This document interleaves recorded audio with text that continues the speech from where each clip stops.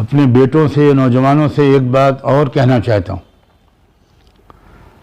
بچوں، تم نے کبھی سوچا کہ یہ جہیز کی جو لعنت ہے یہ تم کیسے قبول کر لیتے ہو؟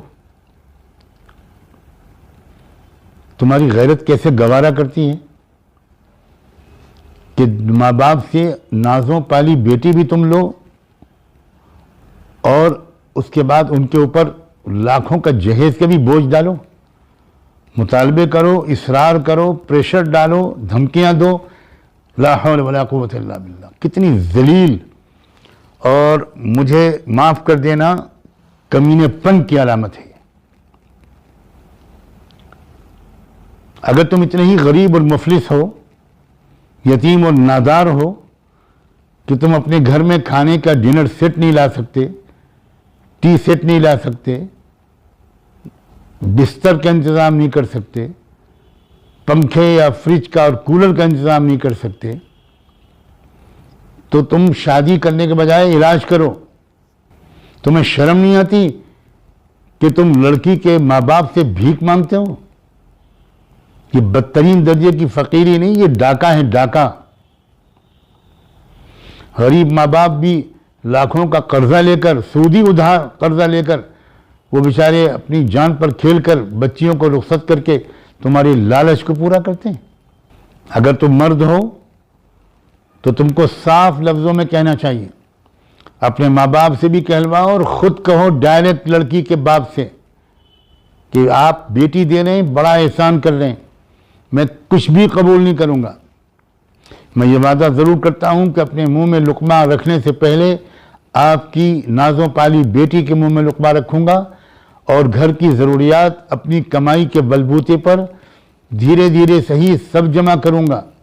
جو آرام پہنچا سکوں گا پہنچاؤں گا، مگر آپ ہرگز ہرگز ہرگز مجھے کچھ نہ دیں، مجھے آپ سے کچھ نہیں لینا. یہ ایک سمجھدار مرد کا مقام ہے. یہ مردانگی کے خلاف بات ہے کہ تم زبان قال یا زبان حال سے ہاتھ پھیلاؤ اور دامن پھیلا کر بھیک مانگو، اور بیچاری نہ دے سکیں وہ تو تم ان کو ڈراؤ دھمکاؤ. بہت بری بات ہے. عائشہ کے اس واقعے کے حوالے سے خدا کرے کہ پوری قوم کے تمام نوجوانوں کے اندر یہ لہر دوڑ جائے اور وہ اپنے ماں باپ سے ضد کریں کہ میں جہیز نہیں لوں گا. اور میں یہ بات بھی جانتا ہوں کہ جہیز لینے کی لالچ لڑکے میں جتنی ہوتی ہے اس سے کچھ زیادہ ہی لڑکے کے ماں باپ کے ذہن میں ہوتی ہے. یہ بالکل غلط بات ہے. توبہ کر لینا چاہیے سارے نوجوانوں کو، اور قوم کے نوجوان یہ اعلان کر دیں جن کی اب تک شادیاں نہیں ہوئی، خاص طور پر وہ اعلان کریں کہ ہم جہیز نہیں لیں گے. مطالبہ تو دور کی بات ہے، ہم قبول ہی نہیں کریں گے. ہم اپنے گھر کو خود سجائیں گے، شادی سے پہلے جتنا سجا سکیں گے سجا لیں گے، اور شادی کے بعد دھیرے دھیرے کمیوں کو دور کر دیں گے. یہ بات بھی ہم اپنے نوجوانوں سے ان کی بہت محبت کے ساتھ اور ان کی خیرخواہی کے جذبے سے کہنا چاہتا ہوں. مجھے امید ہے میرے بچے اس بات پر بھی خاص توجہ دیں گے.